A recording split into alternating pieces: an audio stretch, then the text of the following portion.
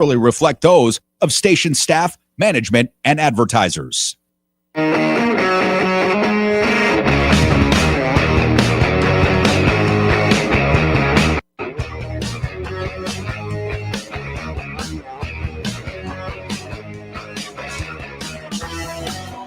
What's going on, everybody? Why am I starting the show with a MAGA accent? I don't know. Anyway, welcome to the show, everybody. Pushing the limits on a Wednesday. Yes, it is hump day. And I appreciate all you guys being here, PTL Nation. You know, I feel like we've developed a very large family.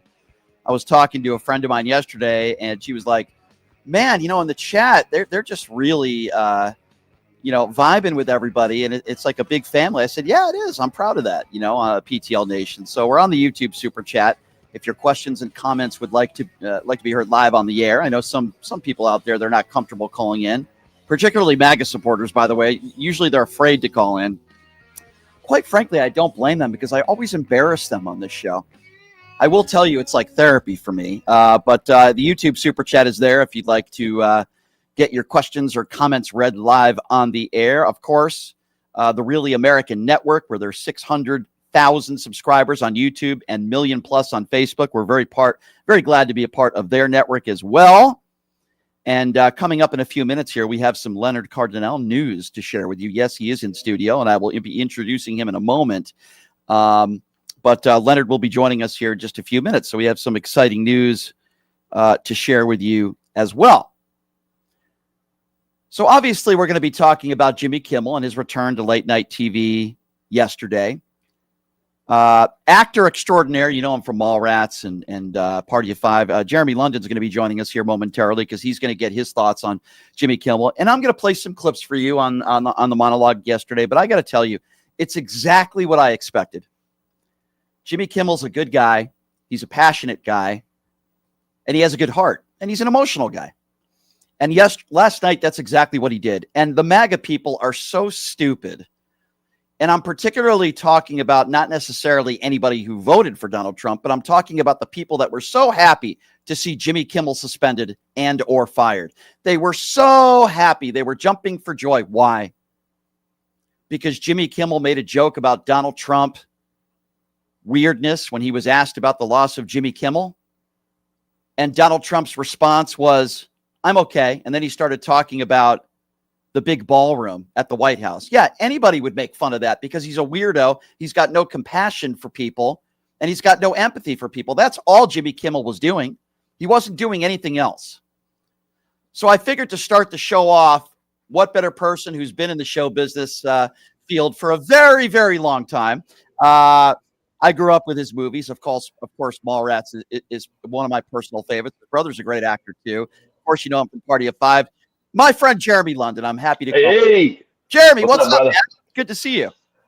Crazy week, man. Yes. You've been in this business a long time. Let's start from the beginning. What was your first reaction when you heard that Jimmy Kimmel was getting suspended or his show was over indefinitely? What was your reaction to that? I knew that they were going to awaken the sleeping tiger. There was no part of me that was ever worried about anything truly happening to Jimmy Kimmel, because the worst was that he gets his own show on some network where he can actually speak his mind. Yeah, goes towards earth on them. Like, he would be back in one form or another. You know who I felt bad for is Guillermo and all of the crew and the people that work hard. People don't understand all of the families that are affected. And so the most egregious aspects to me, besides the obvious violation of the First Amendment and all of that nonsense, was the fact that he just really doesn't care about the fact that he's wiping out the family, the income of 200 people there, that have families, and not to mention, just the egregious lies and the embarrassing UN appearance. I mean, just where does it end, bro? Where does it end? But Jeremy, you know what? I think you would agree with me. And Jimmy Kimmel would never do this, but if somebody went on the air and had a show and made a joke about Charlie Kirk's death, that would be beyond inappropriate. And I would say, okay, they reap what they sow. the thing that bothered me most is that Jimmy Kimmel didn't do that. All he did was make fun of Donald Trump because Trump, as I just mentioned, was asked, how are you holding up? You know, one of your best friends is dead. How are you holding up? And his response was, I'm fine. And then he started talking about this stupid ballroom that they're building. And Jimmy Kimmel poked fun at it. The problem is that this Brendan Carr idiot has been just waiting for anything to happen, right? And so he was like sitting there, and then he finally went, oh, there it is. Got it. Got him. Now we can kick him off. Not really understanding that, you know, that he has the fan base that he has, but also that what Jimmy said doesn't really qualify it. They were trying to, nobody was going to buy the story they were trying to twist it into, you know? And you're right. And, you know, Jeremy, I was really impressed with all the other late night hosts like Jimmy Fallon, Conan O'Brien, Colbert, Jon Stewart. You know, they all had Jimmy's back, and a lot of the actors in Hollywood and people in the show business field, people like you, all seem to have Jimmy's back. And listen, I don't know how well you know Jimmy Kimmel. I've met him several times in Vegas. I've talked to him. I think he's a really good guy with a good heart. And he got emotional yesterday. And it reminded me a little bit, and we're on the same page here, Jeremy. We both believe that, listen, Charlie Kirk was not a good guy. He said some horrible things, but we don't think he deserved this. But I remember when I was on the air, when it all went down, and I got emotional on the air because I was thinking about his family. I was thinking about his kids. And I was thinking about all the people that were there that are traumatized from this, right? It's a horrible thing. And Jimmy Kimmel's that guy, and he got emotional yesterday, and he never made a joke about the death. Yeah. Well, I think that even he knows that the only way to really to have any sort of fuel against the people that are like, yeah, he's a monster, he's said all these evil, horrible things, is for him to kind of really show that he's actually a human with a heart, and that he does understand what empathy is, because they really truly do believe that empathy is weakness. But the one thing they won't be able to say is that he's mean, you know, and that he's coming from a place of ugliness whenever he's clearly emotionally affected by it. So Right. it kind of it squashes that little talking point of theirs, but it doesn't matter because they're still going to twist themselves into pretzels, trying to, you know, demonize the left and make sure that the death of Charlie Kirk becomes completely and utterly bastardized. Yeah. To the point of there being fireworks and, you know, nothing even said about Charlie Kirk, really, from what I'm hearing at this thing. It was all politicians talking about how much they hate their enemies and stuff like that. There was, you know, from what I'm hearing, the only person that had any kind of message of love was Erica Kirk herself. Right. I can't imagine what it must be like to be mourning the death of your husband, but then having to participate in that circus. Well, Donald Trump said what he the hated hell's happening? Yeah, it's a funeral, and Donald Trump and Stephen Miller acted like it was a campaign rally. I thought it was. Well, that's why Charlie Kirk's parents weren't there, though, because it wasn't a funeral. Right. It wasn't even a memorial. It was a Klan rally. That was a rally. That had nothing to do with Charlie Kirk. That had to do with people that are profiteering off of his death. They are weaponizing should be sorrow into hatred, and using this as fuel to continue their the war, the civil war thing that they got going on. That it fuels the fire. It stokes those fires, and it keeps their little weird fantasy going. Yeah. Nothing's ever going to happen. Meal Team 6 is pretty incapable. A lot of people, like today, this idiot that shot these migrants in Dallas. Right. Do you think that we're supposed to believe that he left behind bullet casings that said anti-ICE conveniently? You know, the same way all of this other stuff with Kirk's killer so conveniently. It's all so dumb.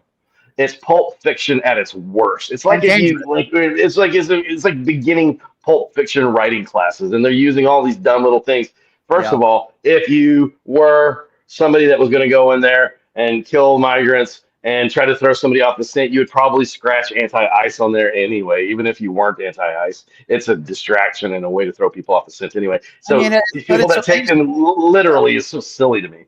It's amazing to me. I mean, I was watching, I did Pierce Morgan last week, and I was watching it the other day, and they had this guy, Eric Bowling, on, who, as you know, used to be a Fox News anchor, and I think he's a right-wing buffoon.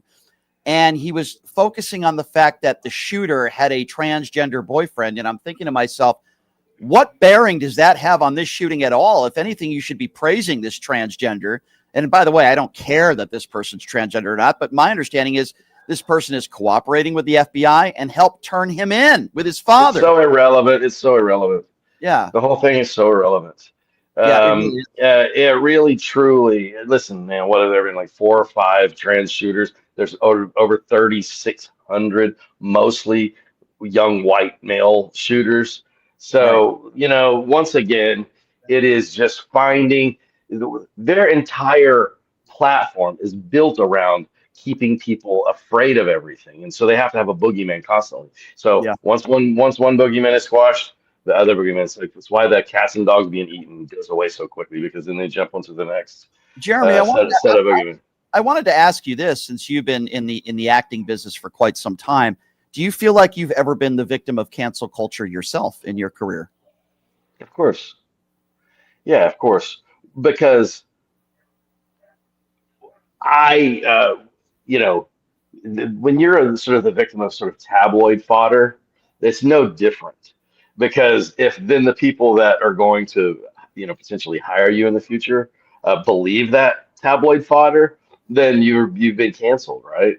So it's no different, and it's because, once again, it comes back to money and people that don't care that they destroy the lives of other people if they can make a profit on it. And that's the thing, is that, unfortunately, I had a very, very sick, drug addicted ex-wife who needed money, and so she sold a bunch of really ugly, untrue stories to the National Enquirer and stuff like that. And but those stories spread. And the whole "where there's smoke, there's fire" thing, people believe that, and it's not true. It's not necessarily true. Where there's a drug addiction, there's desperation. People just seem to forget about that kind of stuff, But I was just going to say, the time that I've gotten to know you, Jeremy, I find you to be an extremely compassionate person. With empathy, and I remember when my eyes look like this today because my dad's memorials today, and so I've had a day, on top of all of this other stuff. I'm so sorry to hear about the passing of your dad. My thoughts. Oh, thank you. Yeah, thank you. Frank London was a good man. My dad is a good man. Listen, man, he got to call his shot. He got to say, "I'm done and I want to go," and went on his own terms, and gosh, who gets to do that? That's true. It's pretty cool.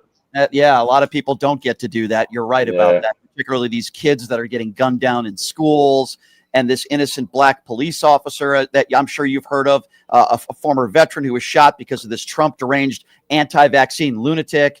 But it's interesting, right, Jeremy? Because the Trumpers, they don't want to talk about that stuff. They don't want to talk about all these innocent children that are being gunned down in schools. They don't want to talk about the gun violence, or as they would say in Charlie Kirk's last words, they just want to talk about black on black crime, or as he put it, gang violence. It's absolutely despicable. Well, Jeremy, before I let you go, again, thoughts and prayers to your family. I'm sorry about the passing of your dad. You know how much I love you and your brother, and keep up, my friend.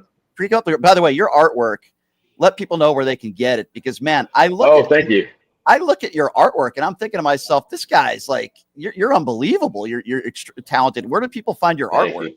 Better than Hunter Biden's artwork, by the way. Let me just add that. Thank you. Really, mostly on Twitter at Sir Jeremy London, or X, or whatever the hell you guys want to call it. I call it Twitter. I can't even fathom calling it X. But I'm Sir Jeremy London, also on Blue Sky. You know what? I only post art on Blue Sky. So Blue Sky, Sir Jeremy London, really probably be the best place. I'm waiting for my self-portrait, Jeremy. I'm still waiting. Hey man, if I can ever catch up on commissions, I'd love to do it, man. I've been busy. I'm headed to Detroit this weekend. I'll be in Fantasticon convention with a lot of my Mallrats family. Nice. They're doing the 30 year anniversary. We 30 years ago we did that movie. Wow. Is Ben Affleck going to be there? I don't know. Maybe Chronicon in Chicago in October, mid October, October 12th.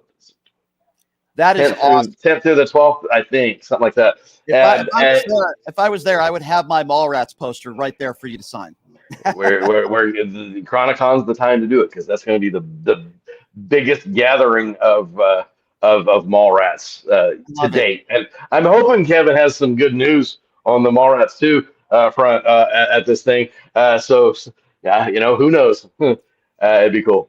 That the reunion sounds fun to me. I can't wait to see the pictures on your social media. Jeremy, I always love it when you come on the show, and I really do appreciate your perspective. Thanks for having me, brother. I appreciate it. Thanks for coming on, Jeremy. We'll talk soon, okay? Take care.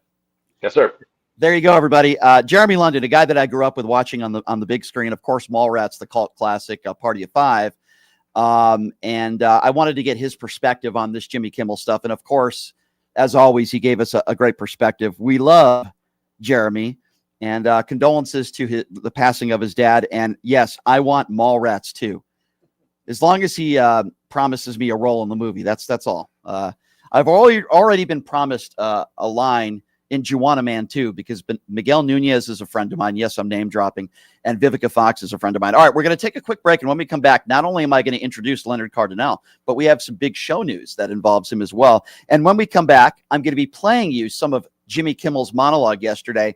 I know we both are going to have some very strong opinions on it, and then we'll open up the phone lines as well. We'll take a 90-second break. We'll be back right after this. You're listening to Pushing the Limits right here on KSHP.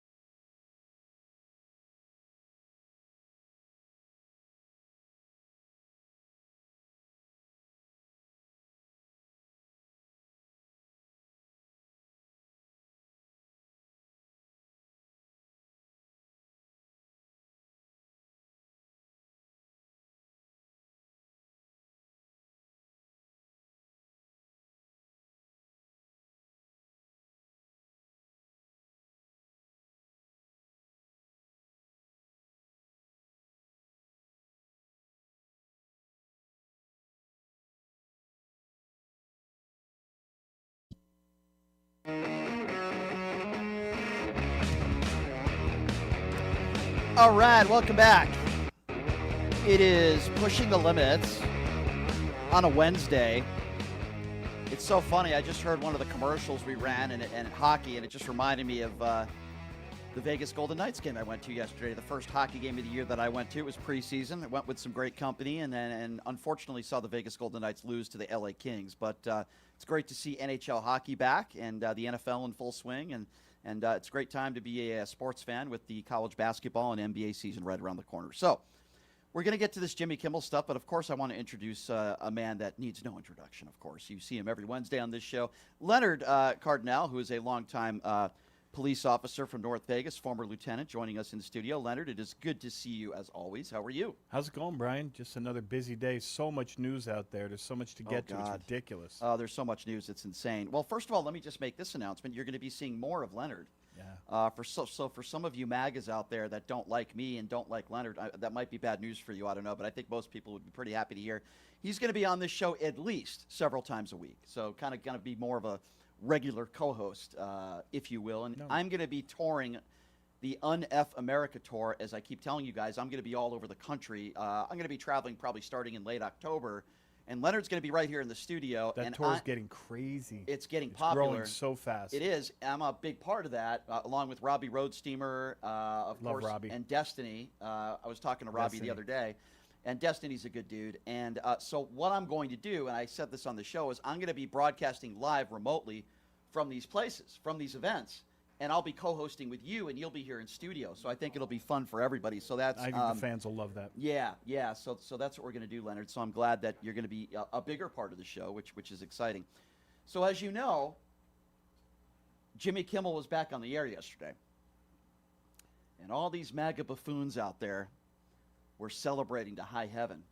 The ones that are against cancel culture, Leonard, were out there gloating, celebrating. Was it premature? I think a lot of things are premature. We could talk to Stormy Daniels about that, but that yes. never happens. Yeah, but I mean, first of all, Jimmy Kimmel's a talented guy, and anytime listen, Donald Trump calls Bruce Springsteen no talent. He calls some of the most talented people in this country not no talent losers, right? The only reason why I said that about Jimmy Kimmel is because Jimmy Kimmel is talented, and he mocks Donald Trump, and he's very funny in doing so. He is funny, great speaker. Jimmy Kimmel didn't do anything wrong. I went back and I watched the joke that he made, and the joke was about Donald Trump, not Charlie Kirk. Donald Trump was asked, "How are you holding up after the loss of your friend Charlie Kirk?" And Donald Trump says, "I'm fine." He says 2 words, and then he starts talking about his stupid ballroom that is being built. That is not only a weird response, but from somebody, you just lost your friend. Is that the way you respond to it? It was very strange. And Jimmy Kimmel poked fun at Donald Trump. It had absolutely nothing to do with mocking Charlie Kirk, saying something negative about Charlie Kirk, because Jimmy Kimmel didn't do any of that. And Jimmy Kimmel got emotional on the air yesterday, and quite frankly, it reminded me a little bit about when I was on the air. Yeah. I'm on the air last week. I remember that day. I had no idea that Jimmy Kimmel was shot, and then Numchuck did a good job of showing me kind of, per second what was going on. Charlie Kirk. What did I say? You said Kimmel got shot. Oh, I'm sorry. I apologize. Lack of sleep, I think. Yeah, obviously Jimmy Kimmel didn't get shot. We know that it was Charlie Kirk. I misspoke there. My apologies. But as Charlie Kirk got shot, it was happening in real time on the air, and anybody who watched the show that day would know that I was getting emotional. Not because I really liked Charlie Kirk, because I didn't. Not because I agreed with almost anything he stood for, because I didn't. I got emotional because I'm a human being, and he's still a human being in his early 30s. And I thought about his children, and I thought about the people that were there that had to witness that, and I watched the video while I was live on the air, and I got emotional.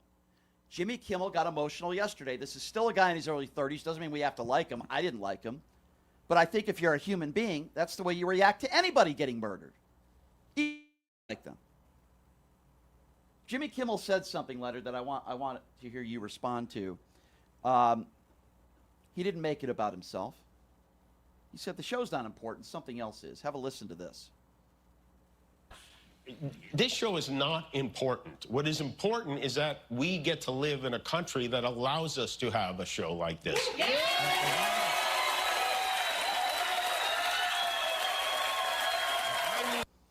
So what does he mean by that? He's being humble. He's saying only, that yeah.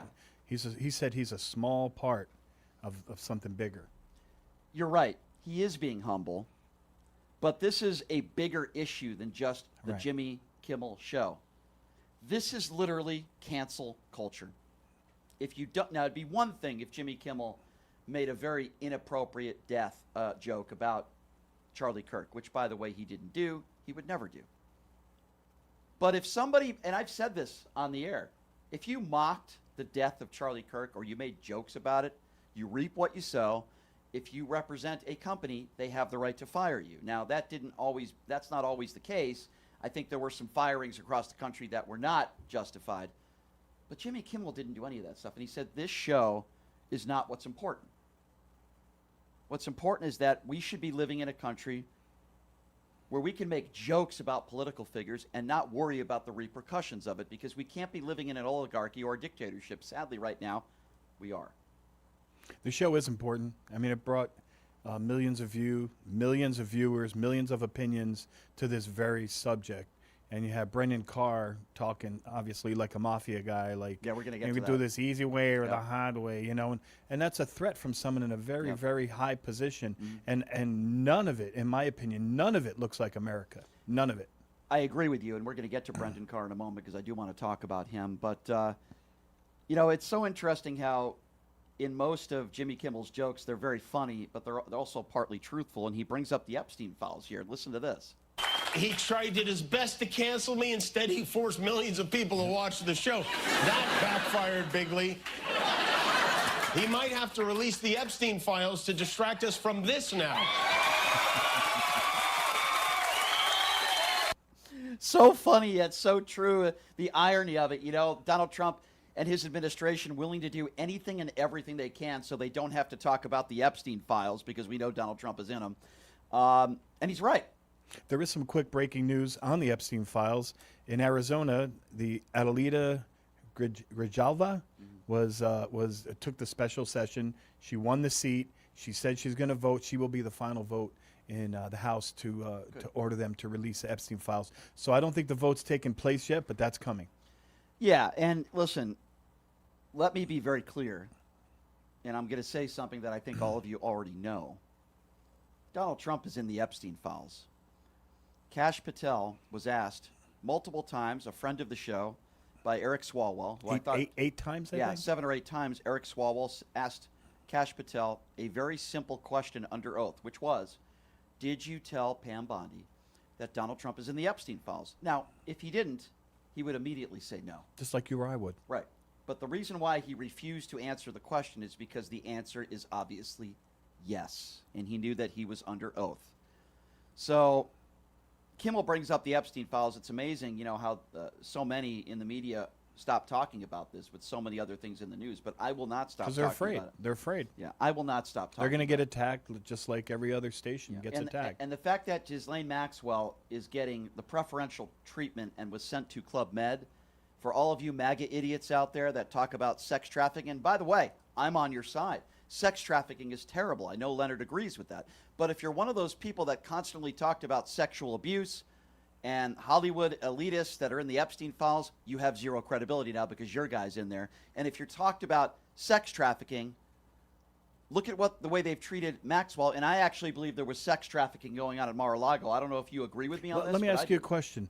If you're the kind of person on the right who thinks there's nothing wrong with what the Epstein did and Ghislaine Maxwell and Donald Trump, and you make excuses for them, are you not the same person? Are you not the same kind of person, or am I just making too many subjective assumptions? It's true. No, you're right. You have to be the same kind of person to think that's okay. I always talk about consistency on this show, and I've always said that if you beat police officers during Black Lives Matter's protest, you're just as guilty as anybody who beat a police officer on January 6th, and I would never characterize you as a hostage and a patriot.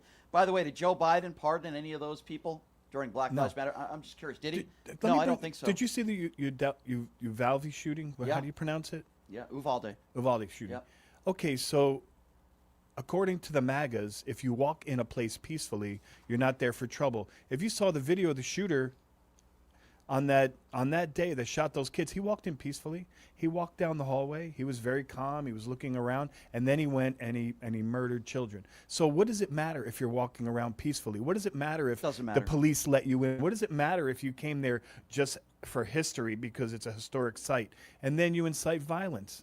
You see what I'm saying? Yep. Taking a dump on the on the speaker's desk, things like that, stealing documents. It doesn't matter how you entered. Why are they making such a big thing about it? For the record, though, if I had the opportunity and it wasn't against the law, I would probably want to take a dump on Marjorie Taylor Greene's desk. But anyway. What kind of legs did Robbie say she had? Strong horse legs. Strong horse legs. Yeah. Annoyed AF on the YouTube super chat. We're starting that up. Says, side note, the Trump administration is trying to dismantle the Violence Against Women's Act.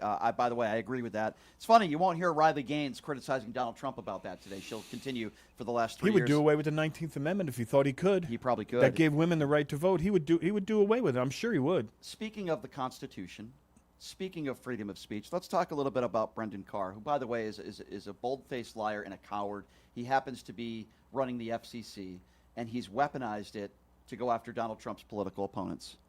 I love what Jimmy Kimmel said about him yesterday. It's why I love Jimmy Kimmel. He does not hold back. Here's Jimmy Kimmel's thoughts on Brendan Carr. 10 years ago, this sounded crazy. Brendan Carr, the chairman of the FCC, telling an American company, we can do this the easy way or the hard way, and that these companies can find ways to change conduct and take action on Kimmel, or there's going to be additional work for the FCC ahead, in addition to being a direct violation of the First Amendment, is not a particularly intelligent threat to make in public. Ted Cruz said he sounded like a mafioso. Although, I don't know, if you want to hear a mob boss make a threat like that, you have to hide a microphone in a deli and park outside in a van with a tape recorder all night long. This genius said it on a podcast. Brendan Carr is the most embarrassing car Republicans have embraced since this one. And that's saying something. Cybertruck with Trump on the side. Yeah, he was showing the Cybertruck, the Elon Musk Cybertruck. Agree with everything he just said about Brendan Carr, who's a coward, and he's weaponized the FCC. It's despicable. It's disgusting. And Carr is human scum, is what he is. Did he give what they call prima facie evidence to all the lawsuits? Like, the lawsuits are going to follow. Some may wait until, there's an opportunity or Trump doesn't have so much influence. But I think they're all going to be sued for millions, maybe billions of dollars. And didn't Brendan Carr just give them the evidence that they're claiming they have? I mean, that's the way I look at it. I think he did a terrible disservice talking, hey, this is a really nice broadcast station. Be a shame if something happened to it, but I could help you with that. Isn't that what he said? It's exactly what he said and was referring to. And, it's interesting because the right, people on the right, they want to talk about how Jimmy Kimmel didn't have ratings. Well, I'm going to tell you something. Donald Trump did Jimmy Kimmel a favor. Jimmy Kimmel talked about that a little bit. He's gunning for our journalists, too. He's suing them. He's bullying them. Over the weekend, his foxy friend Pete Hegseth announced a new policy that requires journalists with Pentagon press credentials to sign a pledge promising not to report information that hasn't been explicitly authorized for release. That includes unclassified information. They want to pick and choose what the news is. I know that's not as interesting as muzzling a comedian, but it's so important to have a free press, and it is nuts that we aren't paying more attention to it. 1930s Germany. Walter Cronkite must be spinning in his grave right now. He's dead, right? Yeah. Walter Cronkite is, but Walter Cronkite was a legend in the industry. And, Donald Trump did do him a favor, ratings per se, but it is true. Do we want to live in a country where it's like Russia, where if you are a journalist and you criticize leadership, you lose your job, you lose your livelihood. They put him in jail in Russia. In some cases, even kill And if they them. won't shut up after that, they might fall down the stairs. And this is how it starts. This is how it starts. And finally, I think this is one of the best points that Jimmy Kimmel made last night, and he made a lot of good ones. It was a good monologue. But the difference between Donald Trump and so many people that were in his seat prior to is that they don't celebrate in other people's misery. Joe Biden didn't do that. Barack Obama didn't do that. I don't think George W. Bush did that. But Donald Trump does. He literally celebrates Americans that lose their livelihoods. And why? As Jimmy Kimmel put it, because he can't take a joke. Listen to this. And I am a tiny part of the Disney Corporation. They welcomed me back on the air, and I thank them for that.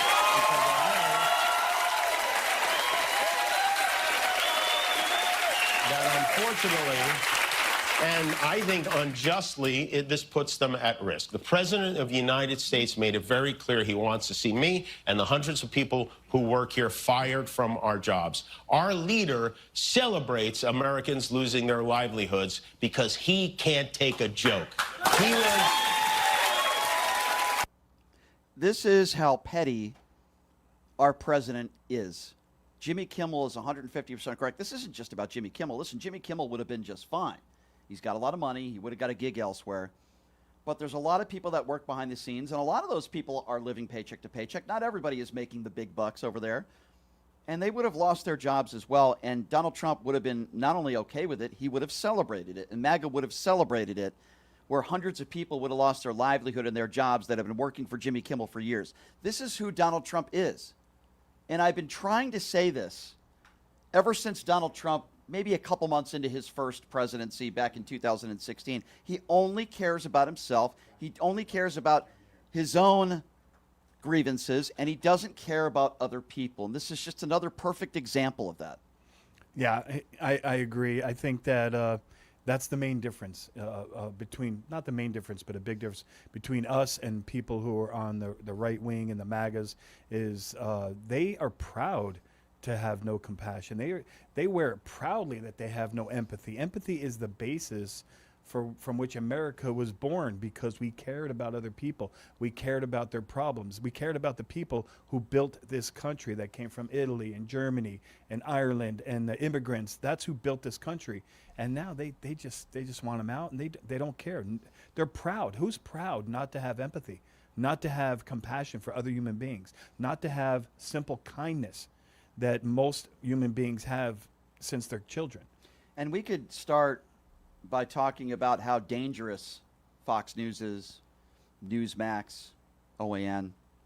We can talk about how dangerous it was that Fox News lied over and over again and said that Dominion voting machines were the reason why Donald Trump lost the 2020 election.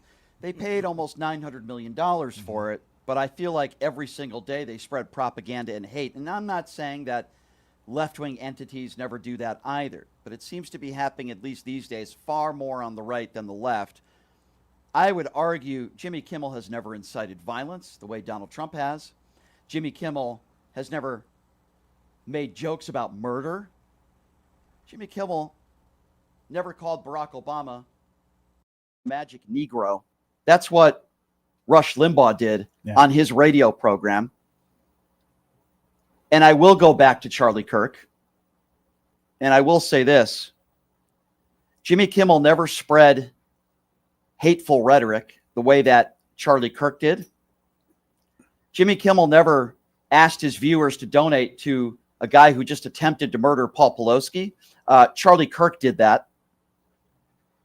Jimmy Kimmel never said the Civil Rights Act was a bad thing and a mistake. He never spread lies either. A lot of what Charlie Kirk said was lies. Of course. He never, called Martin Luther King Jr. a bad guy. Charlie Kirk did that. Jimmy Kimmel didn't do any of the stuff that Charlie Kirk did. Spread bigotry and hate and making millions of dollars off that. Jimmy Kimmel makes money because he's an entertaining comedian. That could be subjective. If you don't like him, you don't have to watch. I actually think Jimmy Kimmel, number one, is a good guy. He's got compassion. There's been plenty of times where he's been emotional on the air because he cares about people. He's proven that. Even Charlie Kirk, when he got choked up about it yesterday. And he's funny. And I think he's very talented. And that's the difference. Yeah. They have a president who says, and I don't consider him my president, even though he is the president, but they have a president who says, I hate my opponents. I hate liberals. They're crazy. There's something wrong with them. You would never hear Joe Biden saying that, or Kamala Harris, or Barack Obama, or George Bush, or George W. Bush. None of them. Bill Clinton. I can keep going back as far as you want. You can't find anybody who spoke in that manner. And so Trump likes the division. He likes to hate his opponents. And if you're okay with that, like I said before, does that make you one of them? If they're okay with the hatred and they're like, yeah, we hate him too. Aren't you the same as him with a dark heart? I completely agree with you, and I'm at the point now where if you voted for Donald Trump and you're not willing to make a mistake, then I think there's something wrong with you. I'm willing to have a conversation. They're the with same you. as him. Yeah, I just think there's something wrong with you. And, some people say, oh, I couldn't vote for Kamala. Listen, I don't think Kamala's perfect either, but I think there's a fine line difference from a moral compass perspective and many other perspectives. I just don't get it, ladies and gentlemen.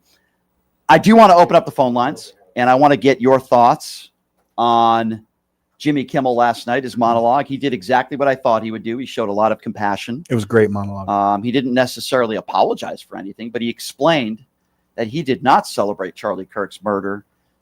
He was making a joke about Donald Trump, and he did not mean it to be interpreted that way. And by the way, it shouldn't have been interpreted that way. I think Jimmy Kimmel said all the right things yesterday.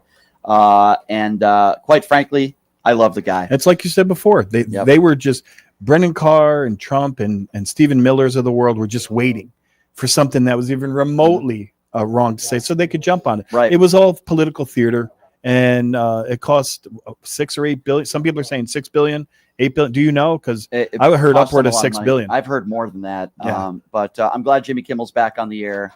Good guy. And MAGA did not win. Going to the YouTube super chat real quickly. Starch Manning says, thoughts on how anyone could look at the speech from Stephen Miller, also known as Pee Wee German, Pee-wee German, and not admit the hate. Well, yeah, I mean, obviously, Stephen Miller's speech was even more hateful than Donald Trump, and that's a pretty hateful. Yeah, and I've tried to say this, and I'm going to continue to say this. Obviously, people are going to reference Charlie Kirk, and we're going to talk about issues, and his name might pop up here and there, but I'm pretty much over talking about it. I'm sorry it happened. I feel for his family, but I'm kind of done talking about Charlie Kirk. There are far more people that I would rather be talking about right now than Charlie Kirk. Let's talk more about the Un-F America tour. Let's talk more about that. Absolutely. And we will be doing that in the days, weeks, and months to come. And I'm so glad to be a part of what they are doing. Okay, the number to call, 702-221-7283. And again, that number, if you would like to be a program, that number, if you'd like to be a part of the show, that number is 702-221-SAVE. All right, we are going to start off with Drake. Drake is first up on PTL. Hello, Drake. Hey, I'm a Trump supporter down here in Florida, and yeah, Charlie Kirk, what happened? I mean, I just don't think it's one of those things that you just move on from. It's like we're gonna have to mourn, and we don't have to mourn. Why do you say we all have to mourn? We lost. He was like a Martin Luther King of the modern generation. Oh my God. Okay, so Drake, me right now. So Drake, that's your opinion. I completely disagree with you. If you would like to mourn a guy who defended white supremacy, a guy who literally joked around after Paul Pelosi's attempted murder, spoke bad about black women. Yeah, spoke bad about black pilots. Yeah, Drake. Spoke bad about black teachers. Are you okay with that? Yeah. So Drake, if you want to look at him as some sort of martyr or hero, I couldn't disagree with you more. But let me be very clear: we are not mourning. If you would like to mourn, you can go ahead and do that because it's the United States of America. You have the right to. But let me ask you a question. Okay. Do you think we should mourn somebody's death when they say empathy is a bad thing and that empathy is dangerous? Do you agree with that? Do you think empathy is dangerous? Who said that? Who do you think said Charlie that? Kirk said it. Who do you think said that? Donald Trump? No, Charlie Kirk said it. We're not talking about Donald Trump right now. You must have Trump derangement syndrome. We're talking about Charlie Kirk. Charlie Kirk said that. Did you think the Civil Rights Act was a bad thing? It had its flaws. It had its flaws, but do you think it was a bad thing? It had its flaws. What flaw? It saved people from broke slavery. down their families. It got rid of Jim Crow. It made it so that everyone was equal. What's wrong with that? Where's the problem with that? So let me ask you a question. If Charlie Kirk was bludgeoned with a hammer and almost died, do you think it would be appropriate for me to go on the air next day and smile about it and ask my listeners to donate to the person who did the attack? Do you think that would be appropriate? I mean, it's America. You have the freedom. Didn't ask you. The question wasn't about are you allowed to do it. I need you to focus on the question. Don't dodge it. If Charlie Kirk was bludgeoned with a hammer and almost died, if I went on the air the next day and smiled and asked my listeners, which I never would, to donate to the attacker's fund to get him out of jail, do you think that would be an appropriate thing to do? Yes or no? Well, why are we getting into semantics? This isn't semantics. That's not semantics. Excuse me, sir. This isn't semantics. You're obviously not smart enough to understand why I'm asking you this question. So let me connect the MAGA dots for you, if I may, okay? Semantics. Charlie Kirk went on the air the next day. I played the audio on this show. He smiled, he joked, and he wanted, in fact, he used the term hero for any of his listeners who donated money to the attempted murder of Paul Pelosi. That happened. This isn't semantics, and I'm not bringing up a hypothetical. Charlie Kirk did that. Now, I know you're a coward because you don't want to answer my question, but you are calling that person who you are mourning the person who did that. So I ask you now for a third time. Do you think that was appropriate? And I will ask you now, Charlie Kirk, do you think it was appropriate for him to do that? Would a good person do that? It was done in satire. No, actually, it wasn't done in satire because there were people that actually did donate money and to the guy who, by the way, was convicted of attempting to murder Paul Pelosi. So no, that was not satire. Charlie Kirk was being serious about it. And that is a given fact. And you can go back and you can listen to the audio yourself. He said people like Michelle Obama, black women like Michelle Obama and others, don't have the mental capacity to be taken seriously. Do you agree? With what? The Pelosi or the Michelle Obama? No, the fact that he talks about black women in a disparaging manner and saying that the only way they get promoted or get a spot is not because of their competency and how smart and how sharp they are and how educated. It's because a spot was open, became open from a white man, and that's how they got their promotion and their spot. That's what Charlie Kirk said. I'm paraphrasing, but that's what he said. I'll make it easier for Drake. You agree with that? I'll make it easier for Drake. I think he's going to embarrass himself. Say that about Big Mike. Okay, Drake, let's try to focus here for a moment. Who do you think was more intelligent, the person who got a Harvard-educated law degree or the guy who dropped out of college after 6 months of community college? Who do you think is smarter? He was an activist. That's why he dropped out. The question wasn't whether he was an activist or not. I need you to focus on the question. I'll make it specific. Michelle Obama got a college degree and got her law degree from Harvard, a black woman who made it in America. Charlie Kirk was given boatloads of money from funding from far right-wing lunatics, and he is known for not debating and being a great debater from people his age or older, but from debating a bunch of unprepared people like you, people that are 18 and 19 years old on college campuses. So I ask you again, who do you think was more educated and more intelligent, Michelle Obama or Charlie Kirk? What was she educated in? I just told you. Do I stutter? I just told you. I'm not going to repeat it again. Why don't you answer the question? He needs a Starbucks or something. Why don't you answer the question? I have a coffee right here on my desk. Oh, you need to drink it down. Okay. You need to drink it down, Drake, because you're having trouble keeping up with the conversation, which we would welcome you. We want you to keep up with the conversation. We want you to tell us why you think educated black women are not equal to somebody who has limited education and does nothing but spread hate and division. We want to know why you think he's better. That's what we're asking. I don't. Yeah. Well, you voted for him, right? Not Charlie Kirk. You voted for Trump, right? I'm guessing. Yeah, and I have 3 college never degrees. Wrong. I don't care if you have never wrong. I don't care if you have 100 college degrees. Okay, if you voted for Donald Trump, I disagree with you. And the fact of the matter is that he's embarrassing this country every day. I'm not going to sit there and mourn for Charlie Kirk. I'm sorry it happened to him. I feel for his family. Can't but tell someone who to mourn for. Yeah. That first of all, this is America. If you don't want to mourn for somebody, guess what? You don't have to. The day after Rush Limbaugh passed away from cancer, I wasn't sad at all because he was a bad guy who did a lot of bad things. Now, but that was different circumstance. Rush Limbaugh was not murdered by somebody. Okay, he died of cancer. Charlie Kirk was murdered. It was a horrible thing, but I ain't sitting here mourning. Okay, I'm not going to be mourning for somebody that I think was a bad human being. I wish it didn't happen to him. It was horrible. So Drake, you can go ahead and you can mourn. Let me ask you a question. When it was announced that Joe Biden got cancer, what was your first reaction to that? I thought it was pretty sad. He didn't have much of a life outside of being president, and he's probably pretty sick already. Do you know anything about this, Drake? Do you know anything? He had an amazing what are you life, talking about? Absolutely amazing. He was in the Senate for 50 years, I think. He became post presidential life. I don't mean in general. Just like after. He worked so hard in president, and he gets sick. What do you mean? What do you mean? What do you mean post presidential? What is your knowledge? He doesn't. He just doesn't have much time to retire and be healthy. He just has a life full of He's in his early 80s. He's in his early 80s. No, but he's sick, though. The guy's sick. I feel bad. Okay, so doctor, so doctor, I'm glad for your compassion, doctor. Can you tell me what you found in Joe Biden's physical? What did you find, doctor? I know he got diagnosed. What are your with medical months ago. what are your medical credentials? I'm not a doctor. You're not a I'm doctor. just Okay, saying thank you. that Thank I you for admitting that. feel bad for Okay, him. okay. Well, thank you. I'm glad that's the answer that I was trying to get from you, to see if you had any compassion. But to say that he didn't have, okay, I appreciate that. Thank you. But you're not a doctor. I'm not a doctor. And many people like you seem to diagnose him with Alzheimer's. He's got this, he's got that. But yet you don't want to talk about Donald Trump and his mental capacity. You know what the difference is, Brian, really? I mourned for Jimmy Carter. I happen to like Jimmy Carter. I think he was an awesome president. But you know what you and I don't do?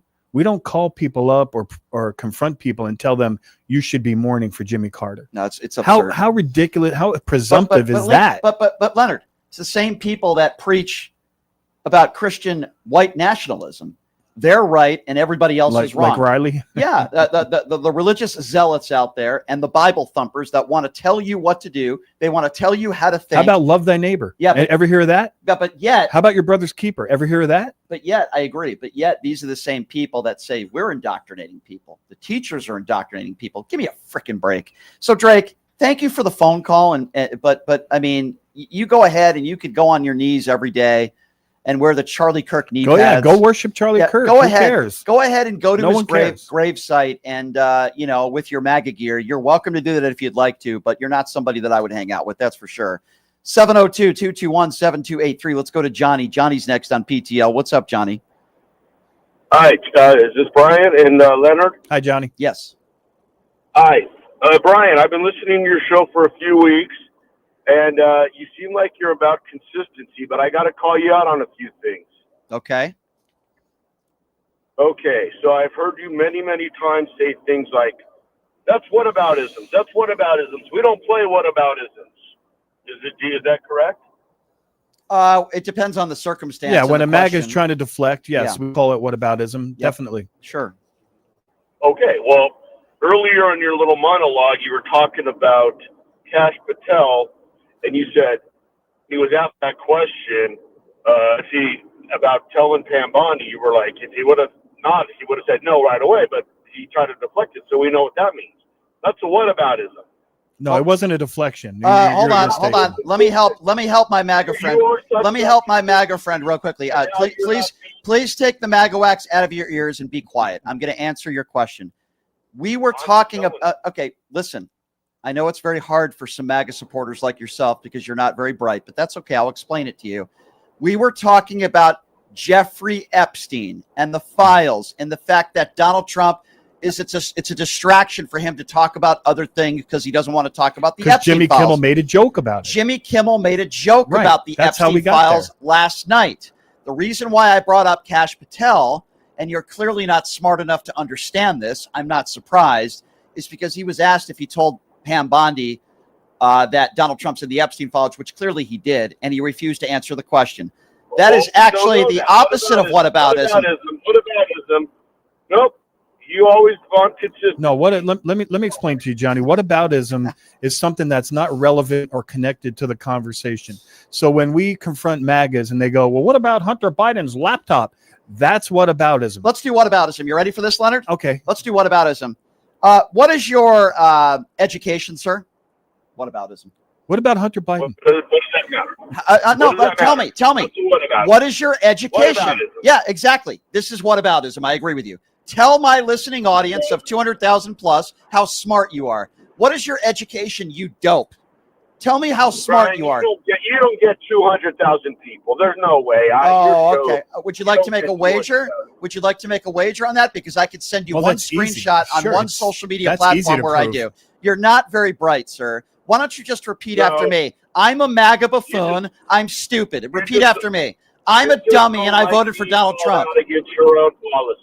I'm sorry, what? What did you say? You just don't like being called out on your own consistent But you're wrong. We don't mind getting called out, but you're completely wrong. Hold on. Let's hear him out. Let me hear you out on this. Let me hear you. Okay, let's explain to me why I'm wrong when Jimmy Kimmel talks about the Epstein files and he makes a joke about the Epstein files, and then I start discussing Kash Patel talking about the Epstein files. Explain to me how that's whataboutism. Help me understand, sir. You're just assuming that he was told to Pam Bondi. And Okay. No. So that's a different argument. All right. So hold on, sir. Hold on, Johnny. Johnny, go. Hold on a second, okay? You said it was whataboutism, and now you're moving your little goalpost, and now you're saying I'm assuming something. No. Okay. No, that's what you're doing. So now I'm going to ask you a question. Hey, now I'm going to ask you a question. Give me one logical reason why Kash Patel wouldn't answer that question if Donald Trump wasn't in the Epstein files. Go. That's not my job. It's not your job because you're an idiot. That's why you're an idiot. Okay, but it's an assumption, Johnny. Listen, it's an assumption based on fact. And here's the facts. In March of this year, 1,000 FBI agents. Who's a director FBI? Kash Patel. Yeah. 1,000 agents were pulled to go comb through 100,000, and this is in the news. This is reporting 100,000 pages and expunge Donald Trump's name from the documents. Leonard, so it's the assumption is based in fact. It's an empirical study. You're trying to speak logic. It's not subjective at all. You're trying to speak logic to a guy who's got a 20 IQ. Hey, dumbass, what do you do for work? Whataboutism, Mr. Whataboutism. What do you do for work? Don't call me dumbass. I'm sorry, Mr. Dumbass. What do you do for work? No, hey. Respectfully, what do you do for work? Tell us, what do you do for work? About it. What do you do? I'm in IT. Yeah, IT for what? Unemployed IT? What the hell do you do for a living? Who hires you? What company has hired you? What would hire a lame brain moron like you? I work remotely. I can work for lots of companies. Yeah, you could. You could, couldn't you? I bet you could be the president. So he's a stay-at-home dad. I bet you could be the president of the United States. Are you a stay-at-home dad? I bet you tell people that. Did he hang up the phone? Jackass. That's what they do. They call names. They curse. They get frustrated. Well, I call names. I call names too. I know, but you don't hang up. That's the difference. They hang up. They get to the point where they just hang up because they can't make their point. Hey, sir, what do you do for a living? Well, I could do this, this, and this. You idiot. I could work for multiple different radio stations. Yeah, you crap from for home. brains. First it went to whataboutism, then it went to, well, why isn't Kash Patel, you're assuming that he's in there. But no, you know what I'm assuming? I'm assuming that you're going to be late for your Klan rally tonight and your Confederate flag. And why don't you get a job, you unemployed fool? If we were using whataboutism, let's talk about that. We're not afraid of it. We're not afraid to pivot. Yeah. But his points were not well taken. No, they weren't. Speaking of points not well taken, let's go to Herb. Herb is next up on PTL. Hello, Herb. Good afternoon. I need to ask you a serious question. Okay. Oh boy, that'd be the first time. Because I don't know the answer to it, or at least I'm not sure of the answer. Okay, I'll answer anything. Go ahead. The day of and the day after, I think Charlie Kirk got shot on a Wednesday. Am I correct? It was a Wednesday? I don't know what day it was, but I know I was on the air when it happened. Okay, but were you on the radio air? Yes, I was. Yes, on the radio about 8 minutes into the show. Yes. So I will answer Herb's question. Herb, the answer is yes. You could go back and you could listen to the show that I did. It actually happened in real time when I was on the air. So I hope I answered your question. Is there anything else you'd like to ask? And by the way, why are you asking that? But the reason why I say that is because I tuned into your radio show and I didn't get anything. And I tuned in. So Herb, let me fill you in. Listen, it might have been my radio. I'm not saying it's your fault. It might have been your MAGA radio. So Herb, I'll try to answer your question. Okay. And the other thing hold on, Herb. You can ask me another question. Herb, you can ask me. Herb, you can ask me another question. No problem. Just give me a second to answer. Okay. Herb, not only did I talk about it, but it was the entire show. 5 minutes into the show, my producer did a good job in giving me the information. I watched it in real time like everybody else was. I actually got emotional, Herb, and it was a very difficult show to do. You can go back and you can watch it and on YouTube. You were watching it live, and so Herb, it was hard to watch. I know you're on YouTube, but I was listening on the radio. Okay, well, we're also on the radio, so I don't know what you mean by that. I know Herb. that, but and that day you were on the radio, right? I would assume so, unless we had technical issues. Nobody complained to me. No, that's what I'm saying, Brian. I think you had technical issues. Okay, Herb, you're wasting our time. Even if that was true, which I don't believe it is. Who cares? I didn't know if it was me or if it was your radio station. Okay. The other thing I wanted to ask you was, I thought that the reason why they were upset with Jimmy Kimmel was because he came on and he made a comment about the fact that this was MAGA that had him shot. The person that shot He didn't Charlie say that. Kirk was MAGA. I thought that's why. Okay, he so was being so there's a scrutinized and taken off the air. so first of all, he never said MAGA shot Charlie Kirk. Those are not the words that he used. Number two, the joke that he made about Donald Trump, I am told, his lack of mourning is what got the White House extremely upset, and they lied. And they said that he was making jokes about Charlie Kirk's murder, which he never did. Those are lies being put forth, saying that Jimmy Kimmel was celebrating the death. By the way, you're a MAGA Republican. Can you name me one prominent Democrat, just one, that was celebrating the death of Charlie Kirk? Because a lot of people on the right lie. When I did the Piers Morgan show, Riley Gaines lied. Can you please quote one person that is a registered Democrat, that is a politician who, quote, celebrated the death of Charlie Kirk? Maybe you can't. I don't know. But I'm just curious. No, I never. I mean, they said some things that were probably they shouldn't have said, but I don't know if anybody would actually. Correct. Right. Now, it's your opinion that some people might have said things they shouldn't have said. That's your opinion, which you're entitled to. But what I'm trying to bring up is the fact that there are people on the far right, including Donald Trump and others, that have literally quoted as saying Democrats and elected officials are celebrating the death of Charlie Kirk. I don't agree with Ilhan Omar's comments, but she did not say she celebrated or was gleeful or happy that Charlie Kirk was murdered. The right are lying to you, Herb. They are not. Listen. I listen to you. I listen to other people. I don't listen to any one station. I listen to CNN, MSNBC. I watch Fox News. I watch them all. You're making my point. Brian, I make up my own mind. Really, I do. Okay, so I'm asking you. I understand. I understand that. But Herb, can you name one prominent Democrat official? No, I can't. So why? Okay, I appreciate that. So why? Why in the context that you're talking about? When you so why are they saying that then, Herb? That's my point. Will you call out the people on the right, including the president of the United States, that are claiming that Democrats in office are, quote, celebrating the death of Charlie Kirk? Will you call them out for their lies? Well, I don't need to call them out. You always want somebody to blame somebody. No, I want somebody to. No. Idea. No, Herb, you're making the point. You're making the point for me, Herb. The right never takes accountability for anything. People were up in arms because of Jimmy Kimmel's joke. But yet, so many Republicans out there, including the president of the United States, is lying, and you won't, or you don't want them to take any responsibility for their lies. Why is it that people like you always want the left to apologize? They want Al Franken to be fired because of maybe a borderline inappropriate photo. But when Donald Trump lies about the 2020 election, when he lies about the jobs report that came out, when he fires people because it doesn't help him politically, all the things that Donald Trump does and says and all the things he lies about, and I'm giving you a perfect example right now.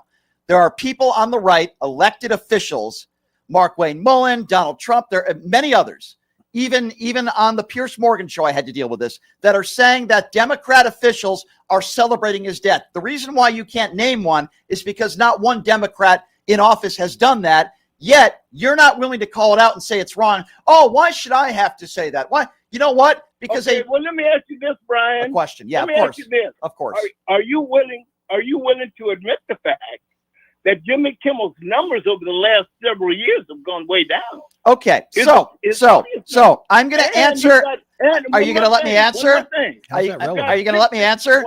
Are you going to let me? More thing, oh, no. We do one at a time. No. You don't run the show. I do. One at a time. You're not going to ask me two questions at once. First of all, who the hell cares in context what Jimmy Kimmel's ratings are? Who cares? It's irrelevant. Whether his numbers went down or not, and I don't study Jimmy Kimmel's audience numbers, who the hell cares? I asked you about Republicans in office, like the president of the United States lying to the American people. And you care what people say on Twitter about Jimmy Kimmel's numbers? What the hell is wrong with you? The president was blaming the left before they had any information. They didn't even know who the shooter was or what happened. And he was on TV blaming the left. Herb, why do you care if people on... Can I tell you why? Why do you care if people on social media are talking about his ratings? Who cares? Brian, listen to me. I'm listening. I don't care. However, the Nielsen polls have shown over the last 5 years, Who cares? his audience has dropped. Who cares? And the Who cares? the Why do you care? Who cares? sponsors But Herb, that could be for a sponsors. number of reasons. That could be funding. Who cares? That could be Leonard, advertising. hey, That could be marketing. That could be All right, that the station let's has other just say, priorities. hold on a second, Herb. Herb, hold on a second. Hold on a second. Let's just say everything you're saying is correct. Who the F cares? I don't care about his ratings. How's The it relevant? country doesn't care about his ratings. Either you like the show and you watch, or you don't like the show. That's not relevant, and that's not dangerous. If somebody on social media is saying Jimmy Kimmel's numbers are through the roof, by the way, they were yesterday. What's relevant is that the man who you voted for, which you will not call him out for, because you will not hold the Republicans responsible for anything, saying that elected Democrat officials are celebrating the death of Charlie Kirk. I find that to be far more serious and more dangerous than some people on social media that are lying about Jimmy Kimmel's ratings. Why is it, Herb, as we bring you back up, that you don't understand that? Wait a minute, Brian, are you potting me down? Herb, have a nice day. you- You're a waste you- of my am I- Herb. am I You're a doing- waste. No, Herb, I'm not potting you down. I'm disconnecting you because you're wasting our time and you're an idiot. That's why. Okay, so what happened was, and I guess Herb doesn't know this, is the ratings that dropped the most were between 18 and 22 for Jimmy Kimmel, okay, over the last few years. But that has a lot to do with social media because the younger people in the 18 to 22 are not really going to TV anymore for their information, for their comedy, because there's so much online content. So like I said to Herb, there's a number of reasons. But how's that relevant to what just happened with the FCC threatening his stations? Notice how, again, he dodges my question and he says, did you just pod me down? Well, yeah, because you don't shut up and you don't listen to the question and you don't answer anything. 702-221-7283. Let's go to Kim. Kim is next on PTL. Hi, Kim. Hey, Brian, I am just like, I'm behind the magas. Following the magas, and I'm just like, holy shit. They just like. Watch the language. Watch the language. One excuse, sorry. They just got one excuse after another, don't they? They just like, I'm just like, why don't these people wake up and smell the coffee? They don't want to wake You up. know, I know. I called to tell you, I haven't got rid of my Hulu yet because I'm waiting till I've got a few days until my bill runs out, and then I'm getting rid of them and then going to YouTube. But I got to notice that they are raising the prices to make up for the money they've lost. So they're raising their prices on Hulu starting in October. So It wouldn't have happened under Joe Biden. Wouldn't have happened under Pete Buttigieg and Joe Biden. None of this would happen. Yeah. Exactly. But Herb and the other two like making excuses, and Herb making excuses that the ratings for Jimmy dropped. So what? That's not the excuse. Why do these people care? You know, it's like Donald Trump. All he cares about is ratings. He thinks it's a reality show. You're the president of the United Exactly. States, you adjudicated sexual abusing moron. He treats it like a reality Exactly. show. I know. This man has been, now he's going to sue ABC. He said today because he said, I sued him before, got $16 million. Now I'm suing for lying that they were taking him off the air. So now I'm suing for bringing him back. That was his saying today. That's what Donald Trump. So But this is what Donald Trump has done, my dear, his entire life. He's used our justice system to go after his enemies. That's not what the justice system is for. Okay, and that's what Donald Trump has done. By the way, I add to that. Donald Trump is a 34-count convicted felon. He's a liable sexual abuser.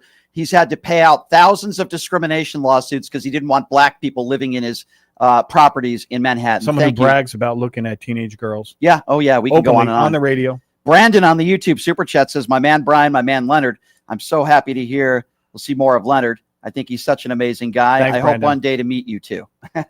Well, I appreciate that. Who's buying? I need to know. Yeah. Well, hopefully he's buying the drinks. Yes. Appreciate that, Brandon. Thank you very much for your donation. We certainly appreciate you for that. And Antonio says, Brian, this is no longer the far right saying these things. They've elected him 3 times now. This is the right. This is what they all are. I agree, Antonio, 150%. I agree. Yep. 702-221-7283 is the number to call. Let's go to Will. Will is next up on PTL. Hey, Will, what's going on? Hey, Brian. Hey, Leonard. I will. Listen, just been listening to the show, and I just wanted to really touch a little bit, and then just make my point and get off and have you guys talk about it. I mean, these people that are talking that are saying about Jimmy Kimmel's ratings and this and that they've been going down and all this stuff has nothing to do with it. He has 21.2 million subscribers on YouTube. That is humongous in the YouTube world. The world has changed. It's not, 2, 4, and 7, and 5, and 9, and 11 like it was 40 years ago. These people don't take into account anything that has to do with what's going on today. They want to stick to their one little point, and they want to kill it to death to make their ridiculous point that means nothing when the grand scheme of things, when you really talk intelligently about what's going on. Well said, Will. But what I want to really make a point and have you guys talk about was this boob that we have as a president, the fool that he made himself out in United Nations. I can't even tell you how nauseating it was to listen to this man ramble like a moron, like this idiot old grandfather that shouldn't even be at Thanksgiving dinner. It was horrendous. Their excuse is the teleprompter wasn't working. That's the excuse that the White House is making. But if he was anything like they praise him to be, he doesn't need he because he's the smartest man on the face of the earth. Yeah. The man is a boob. He's moron. Not. Did you hear him try to pronounce acetaminophen? Did you hear him do that? He took him like 3 tries. He can't even say that. This is in front of the UN Council. This is in front of the world. Don't take Tylenol, though. Don't take Tylenol. And he said, "Yeah, it isn't good if it's good." And by the way, sir, I disagree with you. I disagree with you respectfully. He's not just a boob. He literally has 2 of them. So. I just wanted to make that very clear. Thank you for the call, my friend. Good call, Will. I appreciate you. 702. According to Stormy Daniels, his boobs are bigger than hers, and that's I don't know. 702-221. I hope she gets back on the Jimmy Kimmel show. By the way, those are always fun when she calls him Mushroom Man. Let's go to Chris. Chris is next up on PTL. Hey, Chris, what's going on, man? Hey, how you doing? I just want to give my take on the whole memorial. And I know you don't want to talk about Charlie Kirk, but I feel it must be talked about. What a crazy disrespectful way to think. Because you all know I was against it even having the thing. But you have fireworks, you're doing fundraising. You're pretty much making the man's life politically expedient, but saying that at the same time saying that you actually admire and love the guy. The only thing that came out of there was prominent, even though the first half of her speech was kind of, I guess in this place I'll talk it up as the grieving wife, was his wife saying she forgive the person who killed her husband. And after that, you literally have, who was it? I forget his name, the bald-headed guy, pretty much Stephen Miller. Dang there, and Brian Shapiro. Could be a Nazi cry almost. Yeah. I mean, it's honestly disgusting work. I mean, what can I say? And for those, the MAGAs, they'll say the left does that also. The whataboutism, like a bot on Twitter, wanting to. Let me put them in check real quick. Wanting reasonable gun control and reform isn't politicized or minimizing it this at all. Actually, it's taking a responsible act to this horrible tragedy that doesn't happen to a point. It's become a cycle now, and it is, because once again, one truth remains and one will prevail, and cannot be unchanged. That is indeed the key issue in all of this, that they refuse to answer. You're right. We're left yet without a wife and kids, without a father, yep, or another family member, and just frivolous thoughts and prayers. Yep. No actions that make those thoughts and prayers matter. No, they'll just attack the radical left. That's all they will do. Thoughts and prayers attack the radical left. But when somebody like Charlie Kirk sadly loses his life, they'll mourn, they'll pray, they'll mourn. The flags are at half staff. They want to give them the Medal of Freedom. Yeah. When an innocent black police officer loses his life because of a Donald Trump anti-vaccine lunatic, or when children are mowed down in schools, thoughts and prayers, and that's it. That's who MAGA Republicans are. Let's go to the UK now. Let's go to Paul. Paul, what's going on? Hi there, Brian. Hi there, Leonard. Hi, thanks for taking the call. Just from a UK perspective, by the way, our papers are reporting properly on the UN speech. They're calling him deranged. But just how screwed up at the moment American politics is, you've got all this stuff to talk about, and yet you haven't even got to that Tom Homan thing yet. Now, in any other 50 grand in a bag, Release the files. That's what I say on the Tom Homan thing. Release the Tom Homan files immediately. He says he never broke the law. He says he never broke the law because they dropped the case. That doesn't mean he never broke the law. It means that people covered up for him. Release the tape. Let's see it. Yeah, well, they claim he did. What's the name? The press secretary, Caroline, the lying liar Levette. Yeah. Oh God, what an awful girl. Anyway, she says, "Oh, he didn't take the money." Okay, well, show the video of him not taking the money, because he clearly was offered the money because she admitted it. She did. She admitted that the meeting took place, and she denied that anything was there was no money exchange, but she kind of said, yeah, there was a meeting, and yeah, he was there. She admitted to it. So release the tape. It's the same reason why they he was under suspicion. That's for sure. Let me be very clear. It's very clear. The reason why they won't release the tape is the same reason why they won't release the Epstein styles. Yes, it would be bad for Tom Homan, but it would also be bad for Donald Trump because they are both guilty. That's why. Look, Brian, I think I said this to you before. Why doesn't Trump release his school records? Because he's as thick as a brick. That's why. And remember his tax returns? He didn't want to release his tax returns. Why doesn't he release his tax returns? Because he's a cheating businessman. He's not. Now he is, but then he wasn't as rich as he said he is. Why didn't he release his medical records? Because he's a walking mummy falling to pieces. Can I ask Paul a question? Paul, can I ask you a question? I know you don't speak for the entire UK, but you seem to be a pretty level-headed guy. What do you think how do you think the UK views Trump? Do you think that he's an embarrassment to America? Do they like him as U.S. president? What do they honestly think? I would say 75% of Brits think he's an absolute buffoon and an embarrassment to America, and can't believe it's happened. But we've always had a fascist element in Britain. We had Mosley in the war. But ultimately, the way Britain has always been is that they've overcome their inner demons as a country, and we've risen up against fascism. Hence, why we were the first country to voluntarily enter World War II, 2 years ahead of America. Do you think it was embarrassing when he was at the UN that he trashed the other countries? Oh my God! Said, you guys are all going to hell, and had nothing good to say about all of our friends? Just horrific. It's the worst. And you know what? I wonder, presuming that it's, say, Stephen Miller who wrote the speech, is he trying to embarrass Trump? It could be. Because that guy's nuts. I can't think why you'd write that speech. It was the most ridiculous speech. And Trump, he's so stupid, he read it out. He was taking credit for ending wars. And if you fact check it, they contacted India and Pakistan, and they said, no, he had nothing to do with it. The Congo conflict, which he said he solved, wasn't even ongoing. It's been there forever, but there was no active war between the two and no war declared. So as you go down the line, how embarrassing is it that he's asking for the peace prize? He's asking for himself. Yeah, it's crazy. Hey, Paul, before we let you go, with the accent, I like it when you say he's sick as a brick. Can you just say that? More? Sick as a brick. Can you say that again? I like it.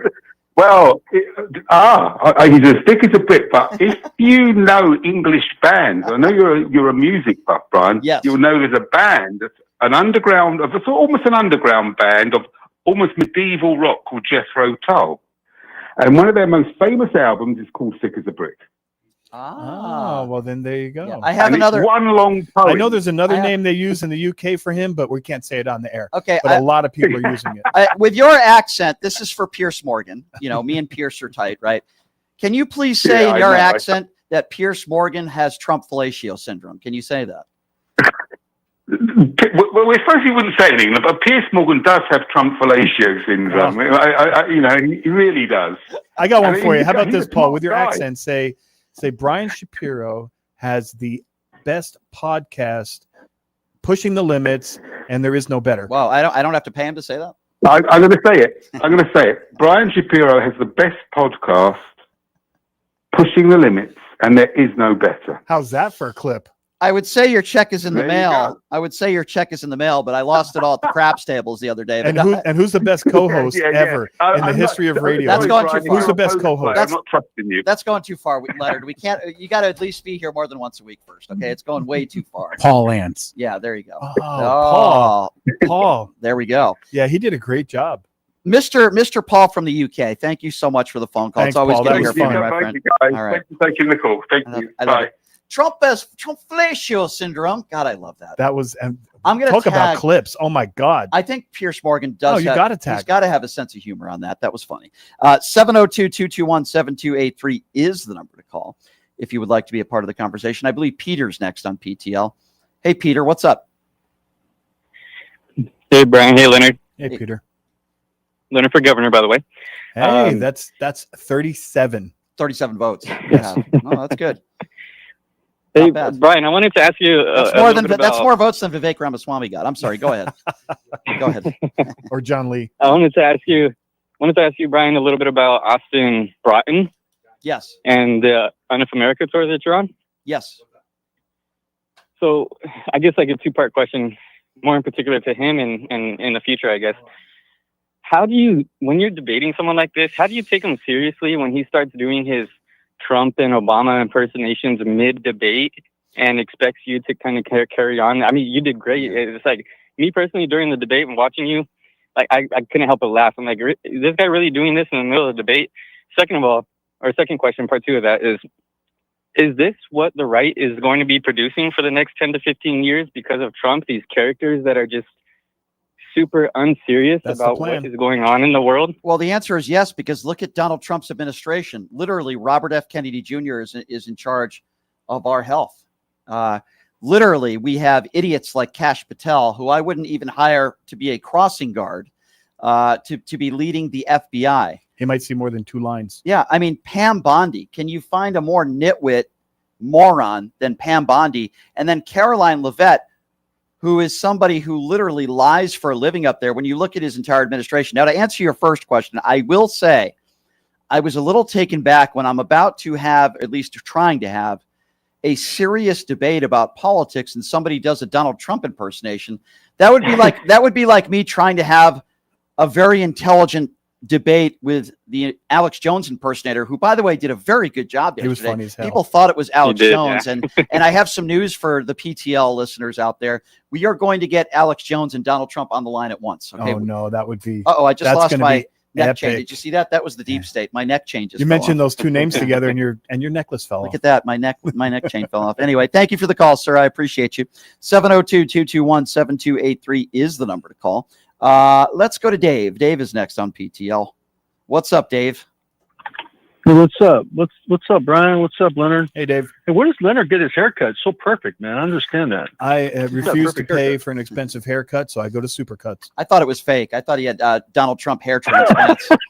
And there's a girl there, it's Samantha, who's been cutting my hair for quite a while, and she is the best in town. Only $25. Can't beat that. Yeah, they're not advertising on the Not show, bad. though, so I'm not going to praise it.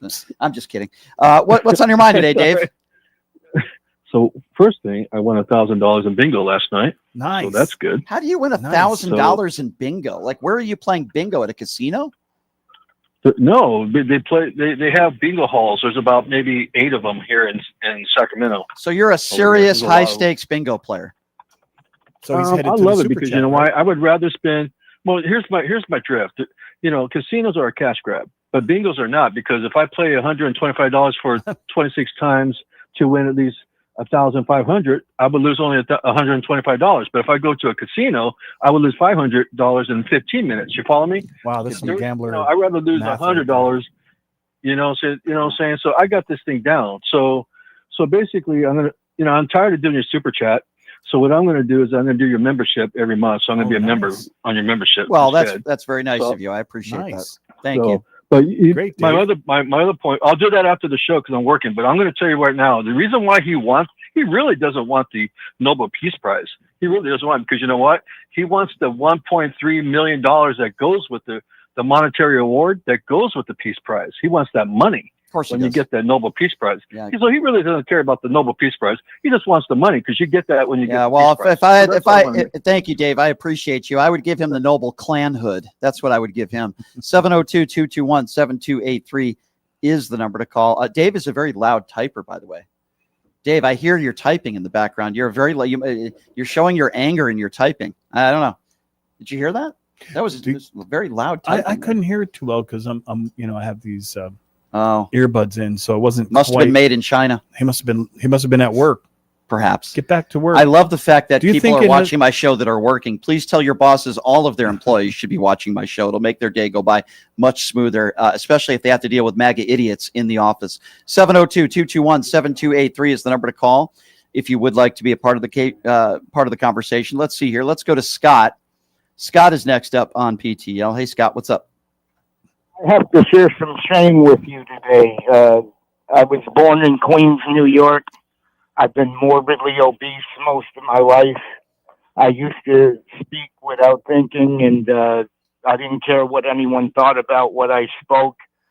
I had an opinion for everybody, and the shame is that that part of me is a lot like Donald Trump. When I was fat, I had a body odor I couldn't get rid of. And I didn't care what anyone thought about my body odor. And I'm grateful to say today I'm not that way. I'm about 260 pounds. I do care. And I was trying to make you laugh. I hope you took that as a joke. But not that what I said about me is the truth. But I've heard Donald Trump has some of the worst BO that you could ever. And I don't know, maybe Brendan Carr will take me off the air for saying that. I know that I'm really going over the line moving here. away from him. Yeah. And like holding. He smells so bad that his wife doesn't even want to be in the same area code, let alone the same bed. Honestly, be honest. Honestly, how long do you think it's been since Donald Trump and the First Lady have had intercourse? Be honest. How long do you think it's been? 10 years. No, I how think old more. is Barron? Yeah, however old Barron is. By the way, I heard that was artificial insemination. So I don't know. I don't know if that's true or not. But if there's anybody that has the BO and who's morbidly obese, it's definitely Donald Trump. You want to know what's worse though? What's worse is everywhere when I'm heavy like that, everywhere I go, I have crap stains in my underwear. Oh wow! Well, it sounds like you also. It sounds like you might have the MAGA herpes. What do you think? What do you think, Scott, of Donald Trump's ankles? Do you think that's an indication of a more serious condition? It's called cankles. He has gigantic. They don't even fit in the shoes. It's the only part of his body that is large. I do have swelling in my ankles, so I can't. I do have legitimate issues that I'm trying to figure out. Well, we're not talking about you, but we can mock Donald Trump. I don't know. Maybe we'll get suspended. I don't know. I try not to think about his ankles. Yeah, maybe get suspended, come back on and go into millions. Trust me when I say this, there is no woman in this country, well, maybe Marjorie Taylor Greene and Nancy Mace, but there's no other woman in this country that's thinking about any of Donald Trump's body parts. I'll tell you that. It's certainly not Melania Trump. I guarantee on that one. Boy, do we digress. Yes. Let's go to Damon. Damon is next on PTL. What's up, Damon? Hey, what's up, Brian? I'm trying to figure out what part of Ilhan Omar's comments you didn't like. So I personally believe, this is my personal opinion, that Ilhan Omar has a history of saying incendiary things that people could possibly take the wrong way. It is my personal opinion that if you're not voting for, and I don't blame them, voting for Charlie Kirk to make some national day of it, I agree with them on that. And if they're defending their voting record on it, I applaud them for doing so, and I don't have a problem with that. Didn't she call him a hateful man? I think that's what but she I said. do believe that days after his assassination, if you're an elected official, and we know that Ilhan Omar has had death threats, I don't think it's the right time to make statements like that. That is my personal opinion. Now, she wasn't gleeful, and she wasn't celebrating his murder. I want to be very clear on that.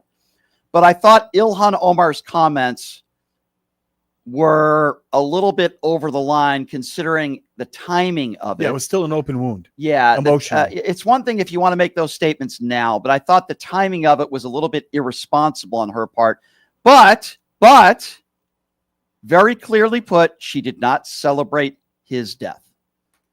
So while I thought it was, I thought it was a little bit too soon to say what she said. Brian, It might have not have been too soon, but it was the exact right thing to say.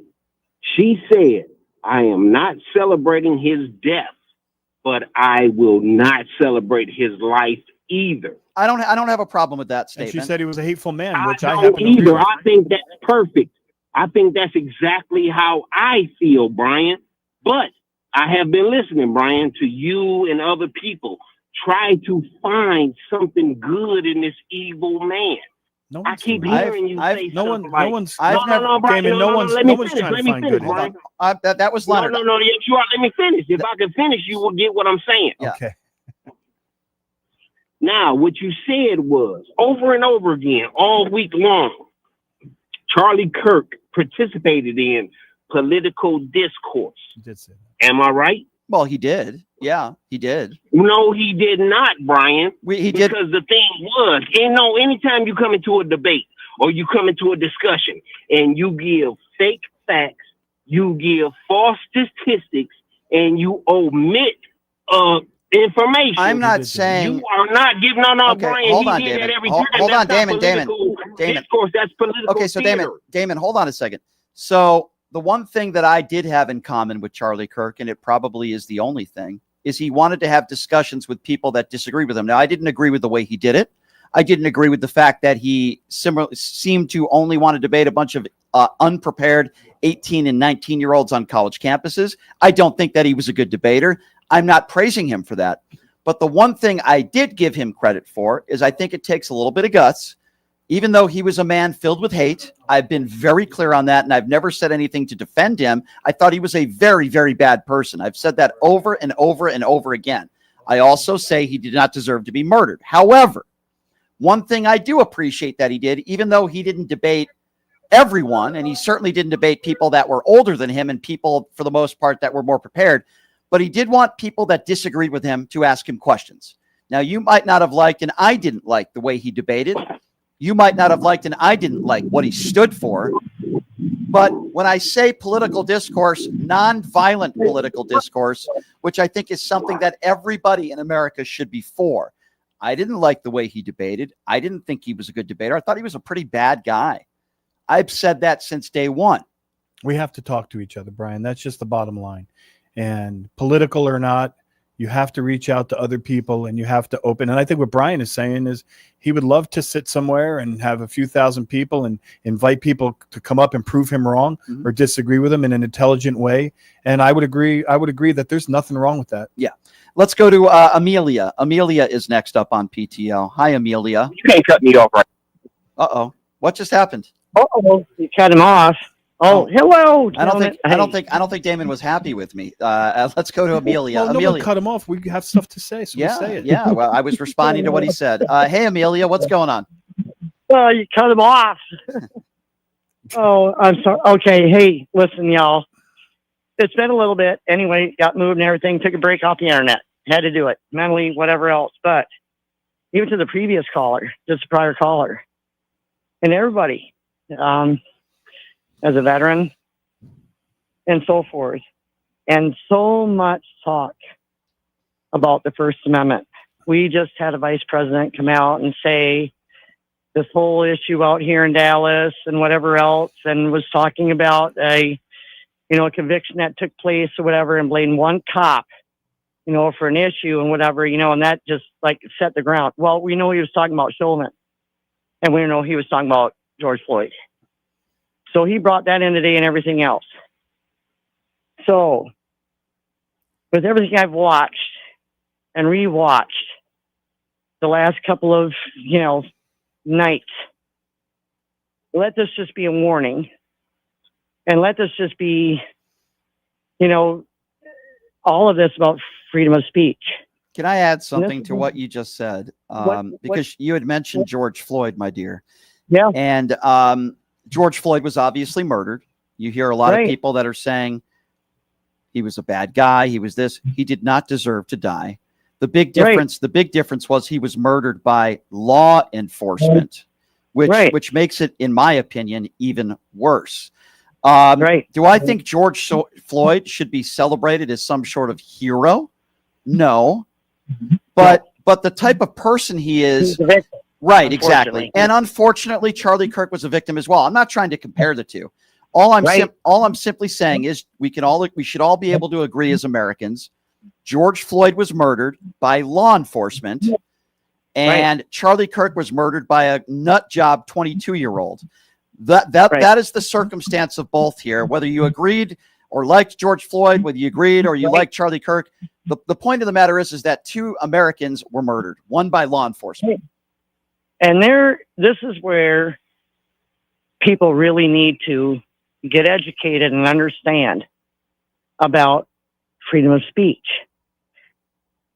Where freedom of speech draws its line and where it is against the law, okay, is when you incite violence. That's one of the criteria. When you speak, okay? That is the criteria in our laws and in our freedom of speech.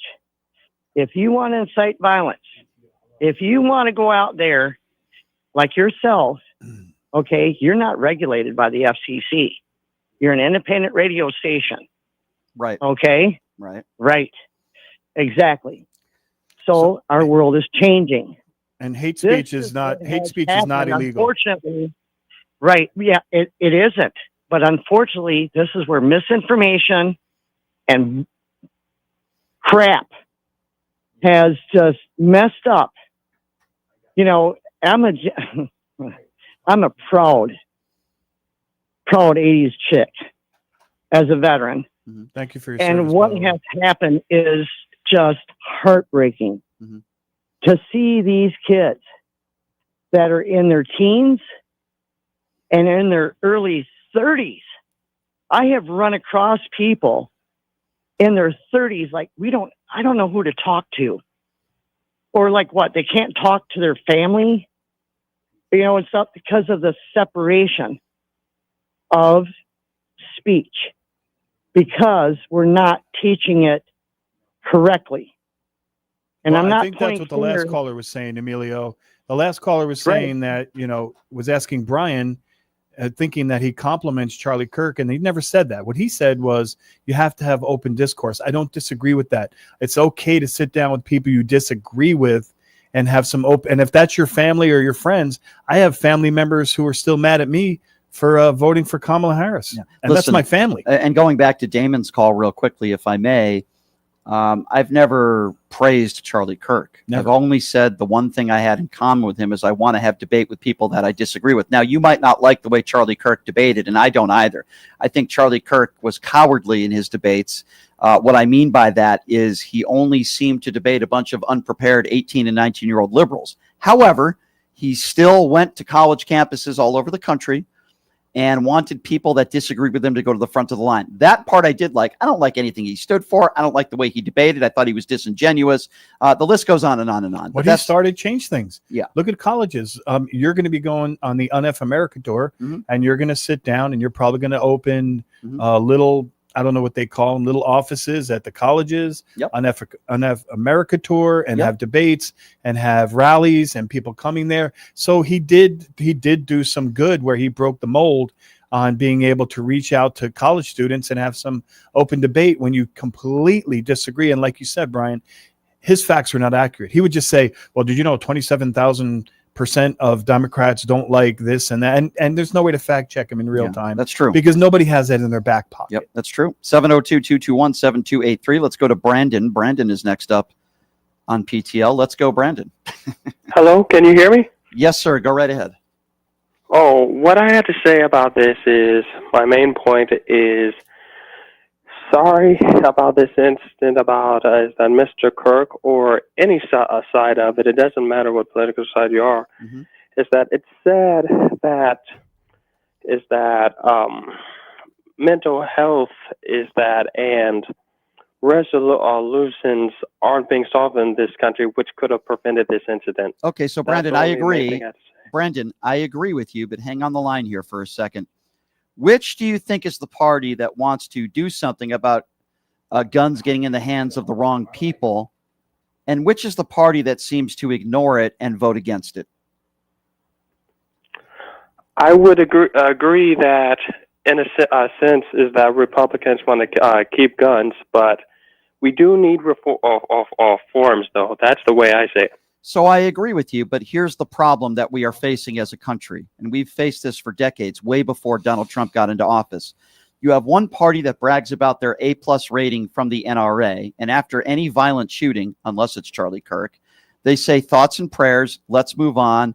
Bad guy with a gun, a good guy with a gun is going to beat a bad guy with a gun. Their arguments are more guns make us safer, which obviously is not true. Brandon, that's one of the reasons why I get so frustrated with people that voted for Donald Trump. It's why I get so frustrated with people that today call themselves MAGA Republicans. Every time there's a mass shooting, I hear thoughts and prayers, and these Republicans have no solutions. It doesn't mean you have to agree with everything that Democrats say when it comes to gun control. I don't agree with everything. I believe everyone has the right to bear arms if you're not a felon and you're not mentally ill. But when MAGA Republicans always talk about, we need to do something about the mentally ill, look at all the bills that they vote against that would allocate more money to help people that are mentally ill. How about 15 million people losing their Medicaid? Doge just removed the funding for all of that. 15 million people are going to lose their medical coverage. Many of those people, sadly, are mentally ill. You think that's going to help this country? It's going to make it worse when it comes to gun violence. 60,000 employees cut from the Veterans Administration. Would you agree with that, Brandon? Is that, on that note, is that I would agree with it partly, but I also agree that if both sides work together. How can both sides work together? One side doesn't want to work at all. They don't even think there needs to be any gun reform. Brandon, respectfully, I disagree with you. After the Sandy Hook shooting, Barack Obama was the president of the United States. He tried to do everything to get Republicans to come to the table and bargain with him when it came to gun control. A bunch of 8 and 9-year-old kids were basically decapitated. And Brandon, guess what happened? Republicans wouldn't let him pass anything. Democrats did everything they could. When Joe Biden was president, the most comprehensive gun reform, bipartisan in decades. But obviously it wasn't enough because Republicans don't want to do anything. Brandon, again, respectfully, I disagree with you. I think it's disingenuous to say, well, Republicans and Democrats need to just come to the table when Republicans don't want to do anything, or if they do come to the table, they want to make it easier for people to get their hands on guns. So, Brandon, I blame one side of the aisle. Listen, I can blame both sides of the aisle for a lot of problems in this country, maybe the border for being one. But I'm not going to talk about gun control and blame both sides. Democrats have been doing everything they can, and Republicans will not work with them, Brandon. You have to know that. It's very important.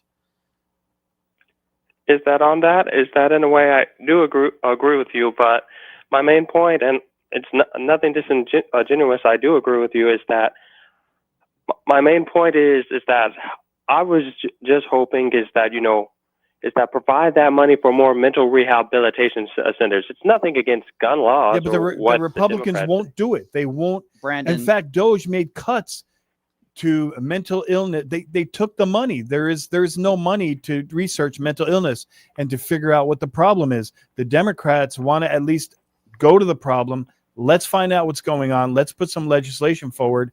And not only are the Republicans not agree, they pulled the funding for what exists. Yeah. Brandon, we agree, okay, what you're saying about mental illness. I agree with you, but here's the part that you're not saying.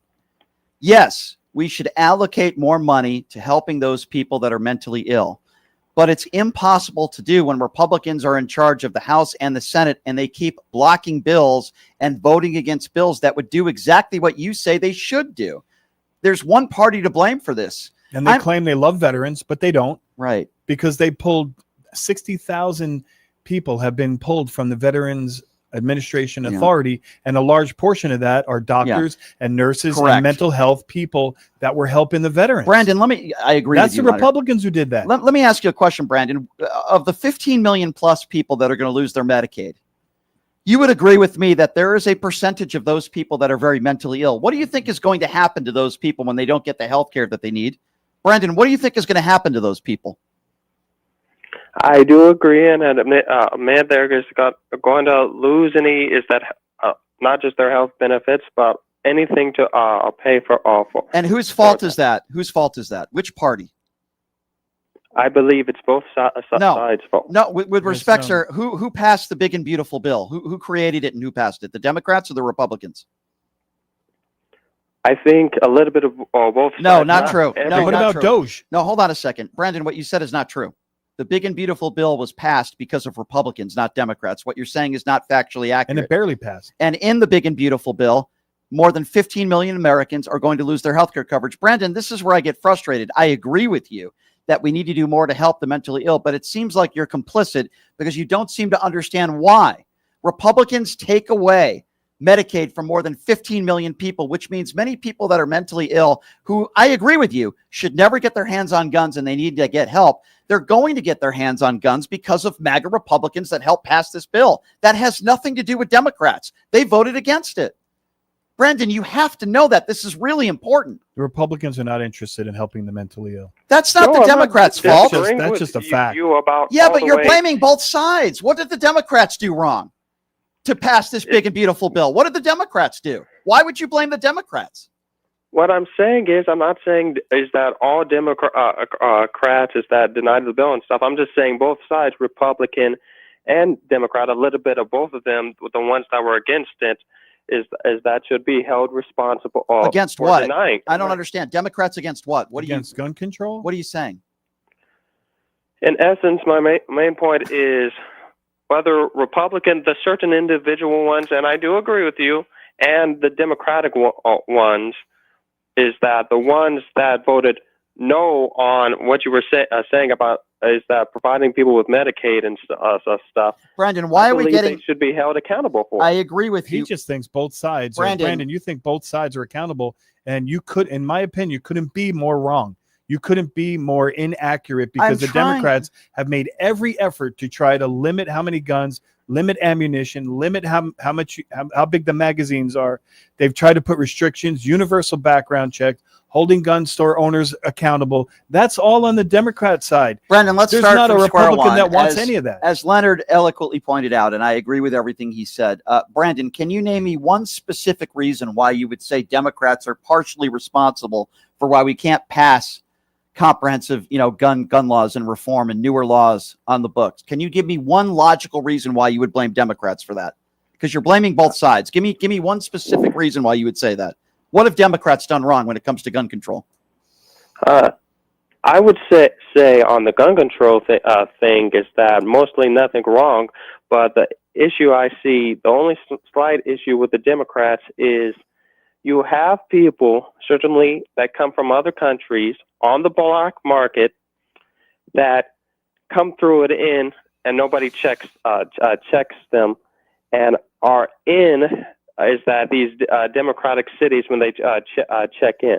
Now, a regular citizen, even especially a minority one, they get checked through so much. But so you're blaming all the gun violence. You're blaming a lot of the gun violence in this country on undocumented immigrants that cross the border illegally. What? Is that your position? I'm not just saying undocumented immigrants. I'm just saying in general is that it doesn't have to be south of the border, but anybody that's mostly foreign that comes into that country, and that doesn't just mean south of the border. Yeah, is trading is that cartels? Is that illegal? So Brandon, conflating two different issues. So Brandon, let me ask you a question. Who was the person that killed 61 people in Las Vegas? Was that an undocumented immigrant? It was a Caucasian guy. Okay, thank you. Where did he get the gun? Thank you. Oh, no. You were talking about foreigners. Who was the person who was responsible for shooting Charlie Kirk? Was that an undocumented immigrant? Was that a foreigner? Who was the person that did the shooting in the Buffalo? Who was the person that did the shooting in the El Salvador, in the Texas Walmart? Who was the person who did this mass shooting in this Minnesota school? Who was the person who killed the elected Democrat and her husband in Minnesota? Who are the shooters in Columbine? In fact, who are all these school shooters? Are they foreigners? No. Okay, so why are we talking about that? The biggest mass shootings in this country are happening from mostly white, Caucasian, 20-something men. They're not undocumented immigrants. I don't know why you're bringing that up, Brandon. I appreciate the phone call, but Democrats are not the reason why we have all the gun violence in this country. Besides the people that commit the crimes, it's because Republicans care more about their A+ rating from the NRA than protecting us. That is what it comes down to. I don't know why you get into the weeds on this issue. It sounds like he was trying to split everything down the middle, but Joe Biden, just for the record, did pass gun new gun laws, saying he was encouraging states and giving incentives that if they would have a red flag law. He also said he changed it so you can petition the court to remove weapons from people deemed a threat to themselves or others. That's a law that he passed. So I think Brandon was just kind of trying to blame both sides. Maybe he's a MAGA and wants to say that we were responsible, but the Democrats have made the effort. Obama, the same thing. Listen, Leonard, I don't know if it's because I'm tired today or you're in the studio, but normally I would completely lose my patience with somebody like that. That was very difficult. Well, he was very draining. That was tough. 702-221-7283. Let's see, who do we got here? Let's go to John. John is next up on PTL. Hi, John. Hi, how you doing? Good. Hi, John. I'm calling in. I've been a Democrat my whole life, and I really can't believe how brainwashed these people are. What do you think that says about America?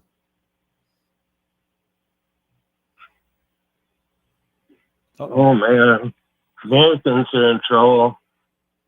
They get brainwashed by these Fox noise and all this. It's unbelievable. John, I agree. I think Fox News is a big part of the problem.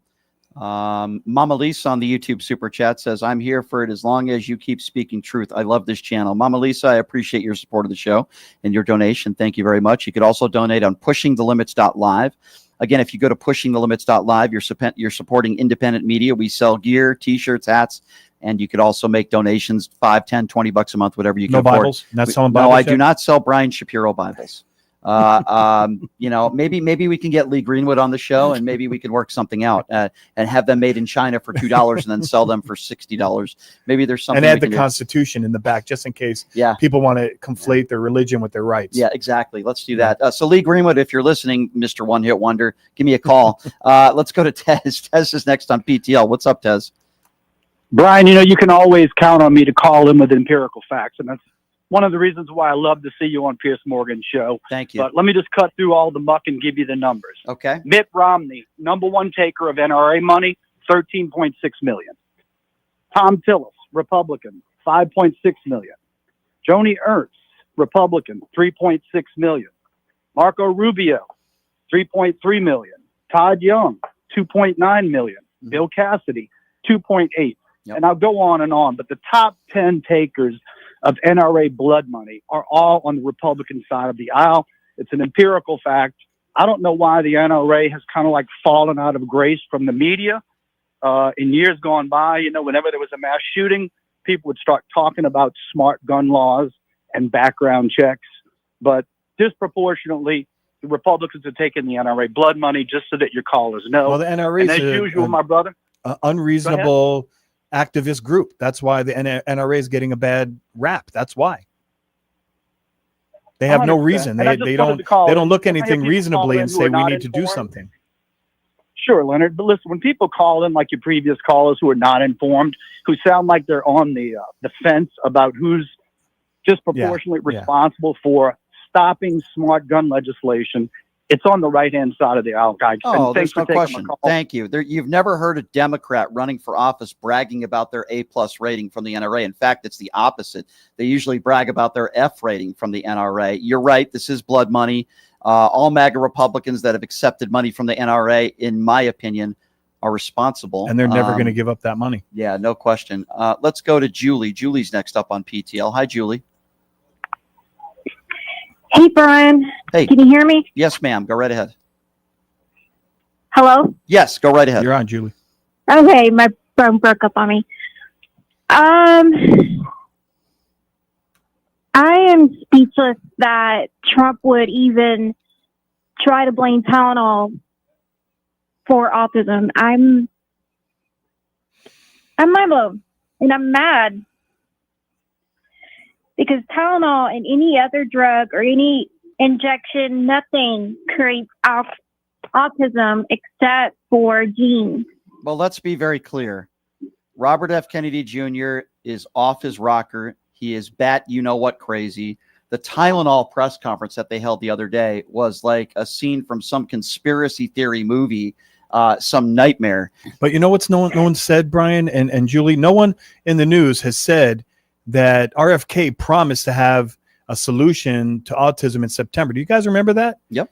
And it was only 3 months ago. Yep. And I believe that the whole Tylenol thing was just to say that we promised we were going to tell you something in September, and so we did. I think it was a red herring, and I think it's dangerous, and there's no causational scientific link between Tylenol and pregnancy that we know of. It's absolutely ridiculous that these are actually people that are in these powerful positions making these ridiculous statements. It's crazy watching them on TV. It's dangerous. It's crazy. Thanks for bringing that up, Julie. Yeah, no, it's important. Well, Leonard, thanks for being here. It was fun. Another good show. And will we see you here tomorrow? Anybody lined up for tomorrow yet? Not yet. Not well, yet. just you. No, I'm working on a couple big guests for tomorrow, and I just got to get them confirmed. But this has been a crazy few weeks. It's been an emotional roller coaster ride. I know people want to call in and they still want to chime in about Charlie Kirk, and I respect that. And I'll try to entertain it. But as far as I'm concerned, I'm not thinking about time to move on from it. It doesn't mean we shouldn't be calling out political violence. I will always do that. Doesn't mean we shouldn't be talking about gun control. We got First Amendment rights worried about, Fifth and Sixth due process. Of course. The 14th against search and seizure. Those are important topics. No doubt. But if you're looking for somebody to honor Charlie Kirk, I'm not the show for you to listen to because I ain't going to be doing that. And you never did. And I'm glad you clarified that. Yeah, today. I never have. I've said it's terrible. It's bad for the country.